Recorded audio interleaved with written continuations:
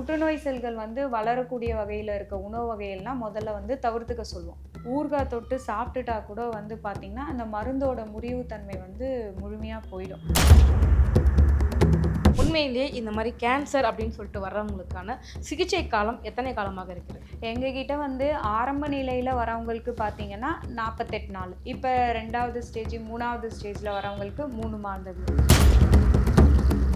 Ma'am அதே மாதிரி பார்த்தீங்க அப்படின்னா, ஒரு சில டாக்டர்ஸ் வந்து கைவிட்டுருப்பாங்க. அவ்வளோதான் இன்னும் 3 மாசத்துக்கு மேல இருக்க மாட்டீங்க அப்படின்ற மாதிரி, கைவிடப்பட்ட நபர்களையும் நீங்க வந்து காப்பாற்றிய அனுபவம் இருக்கா உங்ககிட்ட? கண்டிப்பா.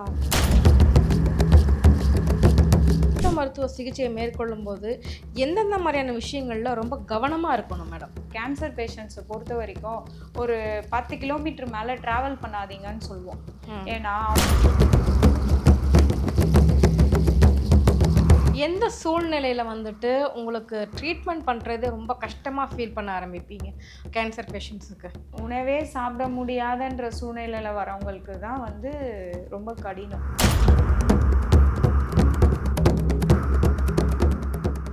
ரிஃப்ளெக்ட் நேயர்களுக்கு வணக்கம். இன்றைய உலகில பார்த்தீங்க அப்படின்னா, பெரிய அச்சுறுத்தலாக இருக்கக்கூடிய ஒரு விஷயம் என்ன அப்படின்னா, புற்றுநோய் அப்படின்னு சொல்லலாம். அதாவது பிறந்த குழந்தையிலிருந்து யாருக்கு எப்ப எப்படி வரும் அப்படின்றதே தெரியல. இன்னைக்கு இருக்கிற மிகப்பெரிய ஒரு அச்சுறுத்தலாக இருக்கக்கூடிய அந்த நோய் அப்படின்னு தான் பார்க்கப்பட்டுட்டு வருது. இந்த நோய்க்கு என்னதான் தீர்வு? இந்த நோய் வந்துச்சுன்னா அவ்வளோதான் போலயே அப்படின்ற அளவுக்கு போக வேண்டாம். தீர்வு இருக்கு. நம்ம பாரம்பரிய மருத்துவத்தில, சித்த மருத்துவத்தில இதற்கான தீர்வு இருக்கு. அற்புதங்கள் நிறைந்த ஒரு மூலிகைகள் இருக்கு அப்படின்றத பத்தி நமக்கான விஷயங்கள முன்னாடியே ஒரு மிகப்பெரிய தொகுப்பாக, ஒரு பொக்கிஷமாக நம்மளுக்கு குடுத்துட்டு போயிருக்கிறாரு. காலஞ்சென்ற வைத்திய ரத்னா, நீதியரசர் திரு பலராம் ஐயா அவர்கள். அவர்களுடைய வழி வந்தவங்க, அவங்களுடைய பாரம்பரியத்தில வந்தவங்க தான் வந்து பார்த்தீங்க அப்படின்னா, இந்த புற்றுநோய்க்கான சிகிச்சைய வந்துட்டு திறம்பட செஞ்சுகிட்டு இருக்கிறாங்க. ஸோ அவங்கள தான் நம்ம இன்னைக்கு பேட்டி எடுக்க போறோம். அவங்க வேற யாரும் இல்லங்க. வைத்திய ரத்னாவுடைய வைத்தியசாலை பாரம்பரிய மருத்துவத்தை சேர்ந்த திருமதி சந்தியா அவர்கள். வாருங்கள் பேசுவோம். வணக்கம் மேடம். வணக்கம். இப்போ ஒரு கேன்சர் பேஷண்ட் வந்து உங்ககிட்ட வராங்க அப்படின்னா, அவங்களுக்கான ஒரு மருத்துவ சிகிச்சை முறைய எதுலேருந்து ஆரம்பிப்பீங்க? இப்ப எங்ககிட்ட வர பேஷண்ட்ஸ் பார்த்தீங்கன்னா, புற்றுநோய் செல்கள் வந்து வளரக்கூடிய வகையில இருக்க உணவு வகைகள்லாம் முதல்ல வந்து தவிர்த்துக்க சொல்லுவோம். எப்படி உணவுகள்லாம் சொல்லுவோம்ன்னு பார்த்தீங்கன்னா, சிலர் வந்து பார்த்தீங்கன்னா, பாகற்காய், ஃப்ரூட்ஸ் இதெல்லாம் நெறைய எடுப்பாங்க. அவங்களெல்லாம் என்ன பண்ணுவோம், இதெல்லாம் எடுக்கக்கூடாது. இப்ப எங்க மருந்து எடுக்கும்போது பார்த்தீங்கன்னா, பாகற்காயெல்லாம் நாங்க எடுக்கக்கூடாதுன்னு சொல்லிருவோம். அதுக்கப்புறம் பார்த்தீங்கன்னா, சில உணவுகள்ல வந்து இந்த கடலை கடலை எண்ணெய் யூஸ் பண்ணக்கூடாதுன்னு சொல்லுவோம். சிலருக்கு வந்து பார்த்தீங்கன்னா, துவர்ப்பு தன்மை உள்ள உணவுகள்லாம் தவிர்க்க சொல்லுவோம். இந்த மாரி ஒவ்வொருத்தருக்கும் அதுக்கேத்த மாரி உணவு முறைகள்லாம் சொல்லிருவோம். அதுக்கேத்த மாரி உணவு முறைகள்லாம் முறையா ஃபாலோ பண்ணிட்டு வந்தாங்கன்னா, அவங்களுக்கு வந்து ரிசல்ட்ஸ் நல்லாவே இருக்கும். அது மட்டும் இல்லாம, சிலர் வந்து ஊறுகாய் தொட்டு சாப்பிட்டுட்டா கூட வந்து பார்த்தீங்கன்னா, அந்த மருந்தோட முறிவு தன்மை வந்து முழுமையா போயிடும். ம், ஏன்னா, ம். சித்த மருத்துவத்தில வந்து புளிப்பு நாங்க எடுக்கக்கூடாதுன்னு சொல்லுவோம் எங்க மருந்துக்கு. அது எடுக்கக்கூடாது. அதே மாரி பார்த்தீங்கன்னா, ஸ்வீட்ஸ் சாப்பிடக்கூடாதுன்னு சொல்லுவோம். அது வந்து அவங்க முழுமையா நிறுத்திடணும். ஸ்வீட்ஸ் சாப்பிடக்கூடாது. அதே மாரி பார்த்தீங்கன்னா, இப்ப சுகர் பேஷண்ட்ஸும் வருவாங்க. சுகர் இல்லாமயும் வருவாங்க. சுகர் பேஷண்ட்ஸ்க்கு வந்து பார்த்தீங்கன்னா, ரிசல்ட்ஸ் வந்து பார்த்தீங்கன்னா, 5, 6 மந்த்ஸ் வரைக்கும் எடுத்துக்கும். அதுவே நார்மல் சுகர் இல்லாத பேஷண்ட்ஸ் வந்தாங்கன்னா, அவங்களுக்கு வந்து ஒரு 4 மாசத்துலயே ரிசல்ட் வந்துரும். சுகர் இருக்கவங்களுக்கு கொஞ்சம் தாமதம் தான் ஆகும். அவங்கள வந்து இந்த நித்திய கல்யாணி பூ டீ கஷாயம் எடுக்க சொல்றது, ஆவாரப்பூ கஷாயம் எடுக்க சொல்றது, இந்த மாரி எடுப்பதன் மூலியமா அவங்களுக்கு வந்து அந்த சுகர வந்து படிப்படியா கண்ட்ரோல் பண்ணுவோம். ஏன்னா, அந்த மேக நீர் வந்து முழுமையா இருந்ததுன்னா, கேன்சர் மருந்து வந்து முழுமையா போய் அவங்களுக்கு வந்து இதுவாகாது. ஸோ, அந்த மேக நீர கொஞ்சம் சுகர வந்து கண்ட்ரோல் பண்ண சொல்லுவோம் நாங்க. கண்ட்ரோல் ம். பண்ண சொல்லிட்டு கேன்சர் மருந்து அவங்க சாப்பிடும்போது, அதுலேருந்து 1 மாசம், 2 மாசம் கூடுதல் ஆகும். அவ்வளோதான். ஸோ உங்க சிகிச்சை முறையில புற்றுநோய்க்கான அந்த மருத்துவ மூலிகைகள் எப்படிப்பட்டதாக இருக்குது? என்ன மாரியான மருத்துவ முறைகள் வந்து கையாள்றீங்க? அ நாங்க வந்து பார்த்தோம்னா, மூலிகைகள்லாம் யூஸ் பண்ணுவோம். அதுக்கப்புறம் பஸ்ப செந்தூரங்கள்லாம் யூஸ் பண்ணுவோம். மெயினா பார்த்தோம்னா, தாத்தாவோட ரசகந்தி மெழுகு வந்து ரொம்ப ஃபேமஸ் ஆனது. அத வந்து நாங்க ஸ்பெசிஃபிக்கா எங்களோட மெத்தட்ல நாங்க செஞ்சு தருவோம். இது வந்து எல்லாருக்குமே தெரியும். நெறைய வைத்தியர்களுக்கு, நெறைய தாத்தாவோட புக்ஸ் படிச்சவங்களுக்குலாம் தெரியும் இந்த ரசகந்தி மெழுக பத்தி. அத வந்து ஒவ்வொரு புற்றுநோய்க்கும் அதுக்கு தகுந்த வீரியத்துல நாங்க குடுப்போம் அது. உங்ககிட்ட ட்ரீட்மெண்ட்டுக்கு வராங்க இல்லையா கேன்சர் பேஷண்ட்ஸ். ஸோ அவங்களுடைய அந்த மருத்துவ காலம், அதாவது சிகிச்சை காலம் எவ்வளவு காலமாக இருக்கும்?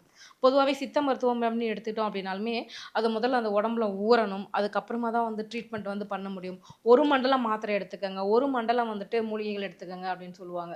உண்மையிலேயே இந்த மாரி கேன்சர் அப்படின்னு சொல்லிட்டு வர்றவங்களுக்கான சிகிச்சை காலம் எத்தனை காலமாக இருக்கிறது? எங்ககிட்ட வந்து ஆரம்ப நிலையில வரவங்களுக்கு பார்த்தீங்கன்னா 48 நாள். ம். 48 டேஸ். ஆரம்ப நிலையிலே வரவங்களுக்கு.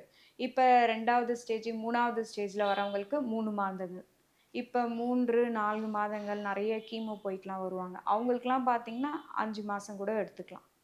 இப்ப நான் முதல்லயே சொன்ன மாரி சுகர் பேஷண்ட்ஸ்க்குலாம் நான் சொன்னேன். சுகர் பேஷண்ட்ஸ்க்கு கொஞ்சம் தாமதமா தான் ஆகும். 6 ம். மாதம் வரைக்கும் கூட எடுத்துக்கும்.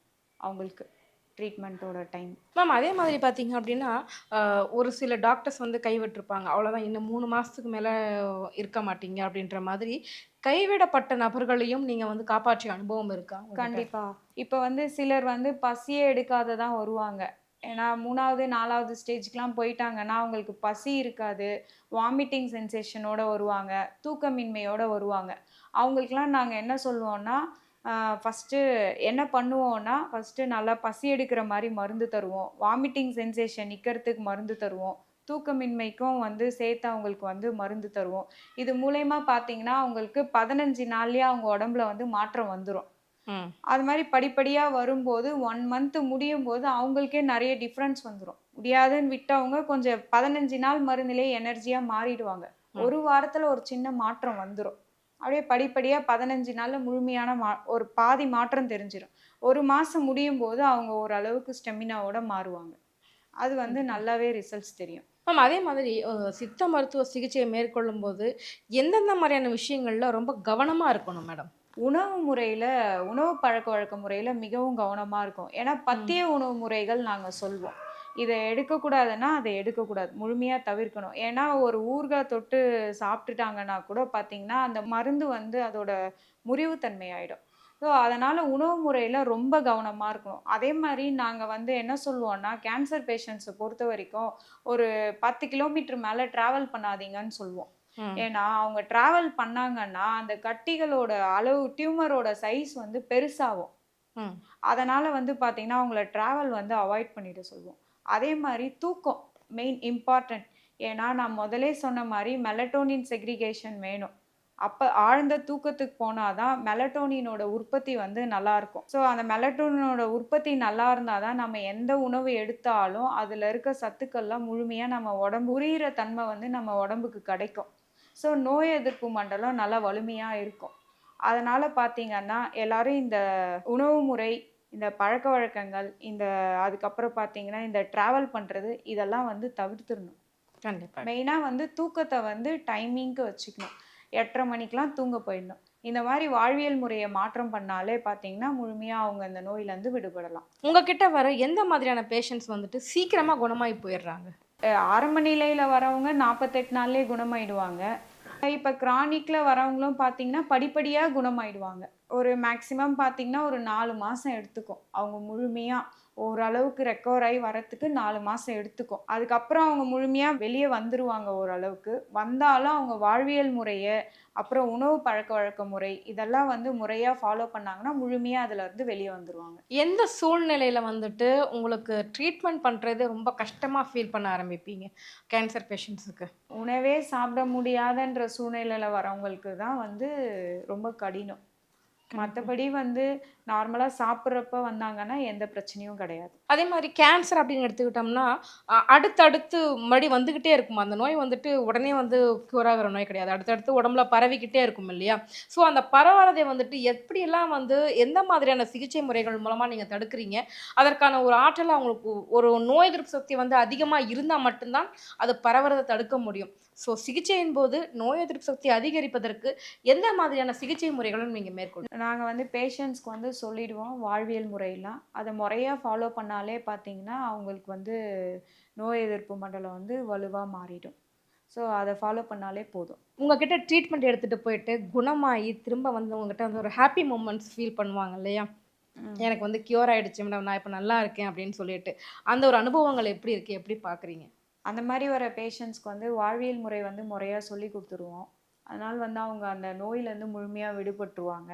அது மட்டும் இல்லாம அவங்களோட அடுத்த தலைமுறைக்கும் அந்த நோய் வராதவாறு அவங்களுக்கு வந்து நல்லா எஜுகேட் பண்ணி சொல்லி கொடுத்துரும். இந்த வாழ்வியல் முறையெல்லாம் ஃபாலோ பண்ணுங்க, இப்படி தான் இருக்கணும், இதை தான் ஃபாலோ பண்ணணும்னு சொல்லிடும். அதனால் வந்து அவங்க எல்லாம் அதுக்கப்புறம் பார்த்துப்பாங்க. இந்த நோயிலேருந்து அவங்க திரும்ப அகைன் வராத அளவுக்கு அவங்களுக்கு டீச் பண்ணி அனுப்பிச்சிடுவோம். ஸோ இந்த எபிசோடு வந்து பார்த்தீங்க அப்படின்னா, ஒரு நிறைவான ஒரு எபிசோடுன்னு கூட எடுத்துக்க முடியும். ஏன்னா வந்துட்டு புற்றுநோய் வந்துருச்சா, அவ்வளோதானா அப்படின்னு நினைக்கிற ஒரு காலகட்டத்தில, இல்லப்பா நாங்க இருக்கோம் அப்படின்னு தட்டி குடுக்குற மாதிரி நிறைய விஷயங்கள வந்துட்டு எங்க நேயர்களுக்கு பகிர்ந்துக்கிட்டீங்க. எங்க கேள்விகளுக்கு ரொம்ப சிறப்பான பதில் சொன்னீங்க. ரொம்ப நன்றி. நன்றி.